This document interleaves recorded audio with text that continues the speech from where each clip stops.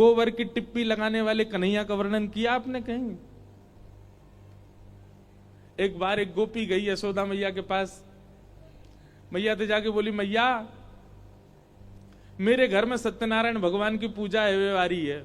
मैया बोली, तो गोबर को चौका लगानो है, आपकी एक गैया है, बाको गोबर बा में तो सुगंधी आवे, तो मेरो मन है कि आप आज्ञा करें तो नेक्स्ट सौ में गोबर ले जाऊं, अपने घर में नेक लेपन कर दूं। मैया बोली, गोबर भी कोई मांगे वाली चीज है, ले जा।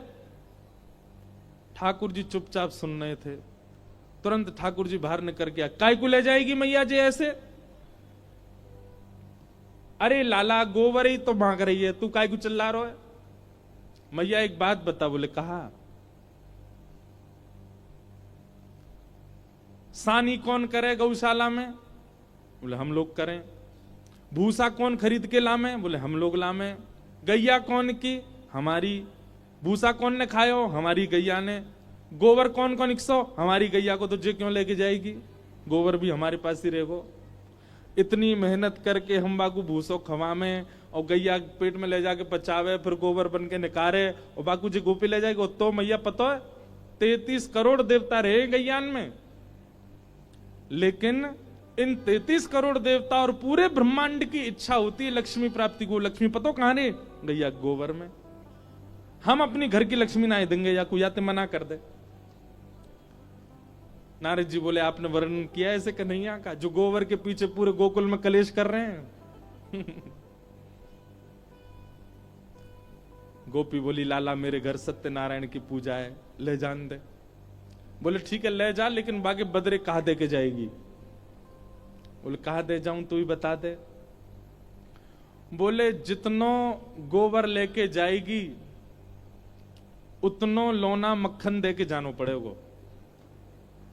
गोबर के बदले मक्खन मांग रहे हैं। ठीक है लाला दे दूंगी।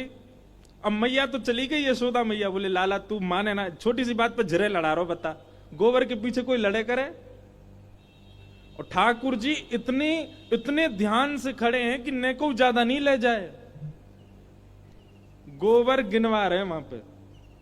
अब गोपी उठा के ले जा रही है, ले जा करके अपने यहां धरियावे, फिर लेके आवे परात, फिर गोबर समेटे। ठाकुर जी बोले, नेक रुक जा। बोले, कहा? बोले, हम पे गिनती तो आवे ही ना है, अब तू कितनों गोबर ले जा रही है, मैं कैसे गिनूंगो? गोपी बोली, लाला जी तो काम खराब है क्यों, और कहीं में ज्यादा गोबर लेगी कम मक्खन देगी? तो बोले, हाँ यही बात है, अब या को तो कुछ निधान तो बताना पड़ेगा, मैं कैसे गिनूं गोबर, मुंह पे तो आवे ना गिनती। ठाकुर जी बोले, एक काम ऐसा क्या? बोले, कहा? बोले, तू जितना गोबर ले जाए उतनी गोबर की बिंदी बना के, टिप्पी बना के तू मेरे मुंह पे लगा दियो, और मैं अंत में यशोदा मैया तक गिनवा लूंगा, उतना मक्खन दे जाइयो। यशोदा मैया पे गिनती आवे। कैसे भोरे भारे ठाकुर जी हैं, बताओ। ये ब्रह्मांड नायक हैं, इन्होंने पूरा विश्व बना रखा है, और ब्रज में कैसी लीला करें। गोपी के तो मन, अच्छा गोपी का काम तो 1-2 परात से ही हो जाना था, लेकिन ठाकुर जी के संग आनंद आरो लीला करवे में हमारे 10-15 परात ले गई। बार बार आवे और गोबर उचाए के, और वहां में तो एक टिप्पी निकाले और लाला के मुंह पे लगा दे। दूसरी बार आवे, फिर परात उठावे, लाला की नाक पे लगा दे। तीसरी बार आवे, ठाकुर जी के गाल पे लगा। ठाकुर जी इतने जैसे एक्साइटेड बालक होता है ऐसे उछल रहे जोर जोरते। बोले, इतना मक्खन मिलेगा अब? और जबकि वो बात है कि घर में मक्खन के कुआं हैं, लेकिन ना दूसरी को मक्खन खाऊंगा।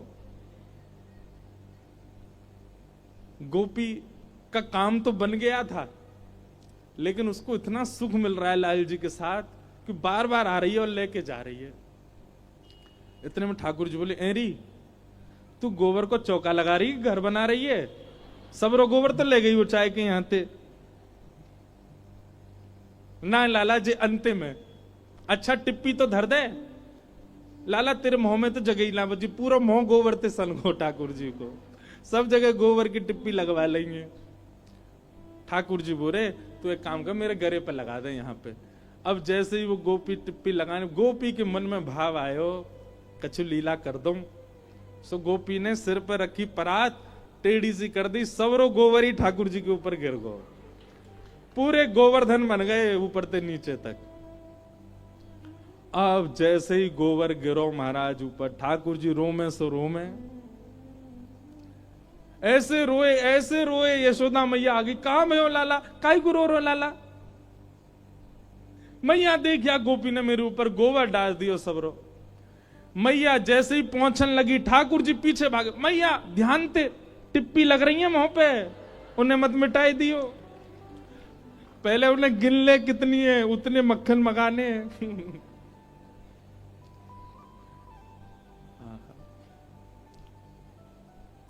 कैसे कोई प्रेम ना करे इतने ऐसे स्वभाव वालों से। और वही नारद जी महाराज कह के जा रहे हैं, बताओ आपने ऐसी लीलाओं का कहीं वर्णन किया जहां परमात्मा श्री कृष्ण, परब्रह्म श्री कृष्ण, त्रिलोकीनाथ, जगत नियंता श्री कृष्ण ऐसी लीला कर रहे हैं?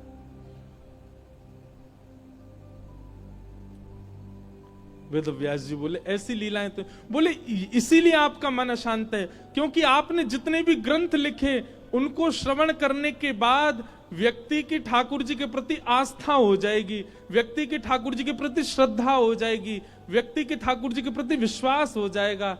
पर ऐसा कुछ लिखिए जिसके श्रवण के बाद व्यक्ति का ठाकुर जी के प्रति प्रेम हो।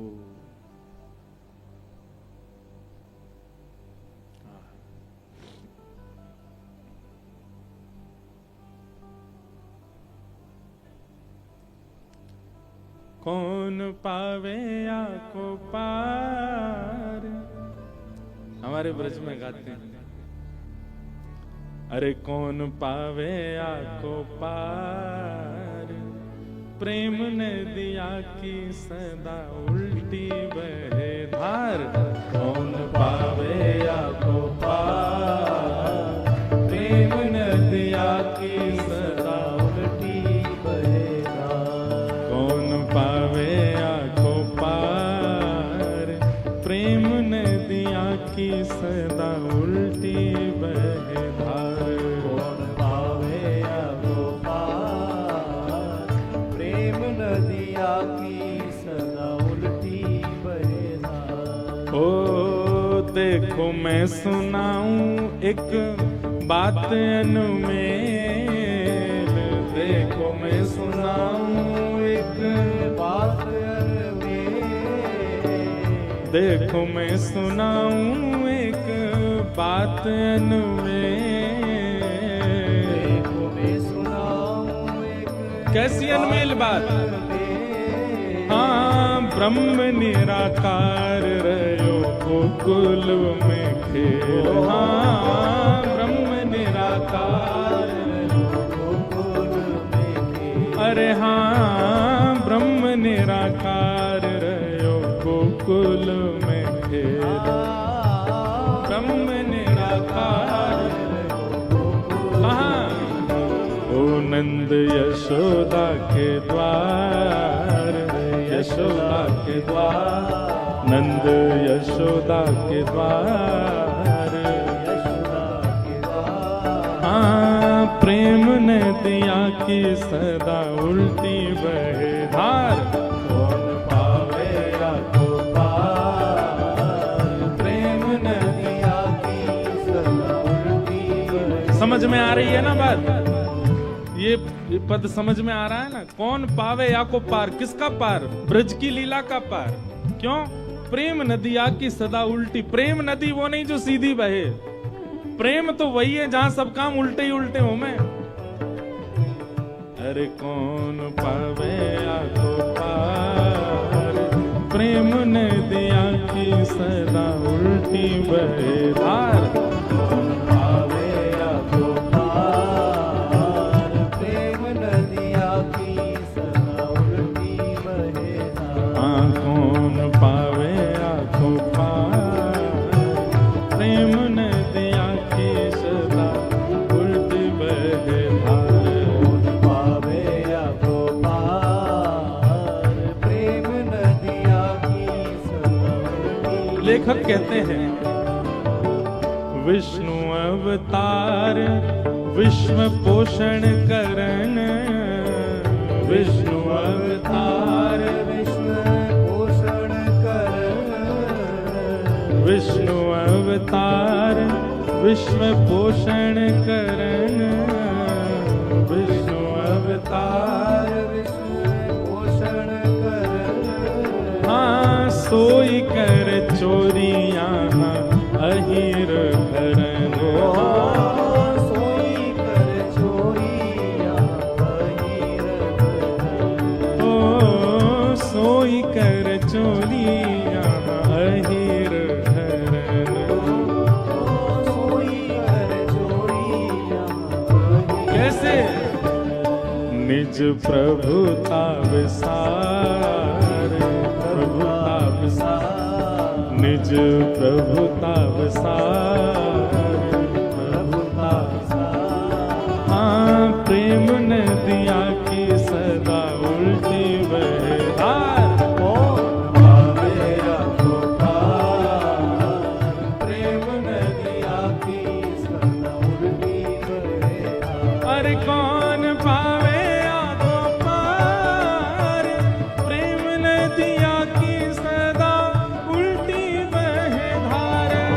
पावे आपको पार। प्रेम नदिया की सदा उल्टी बहधार।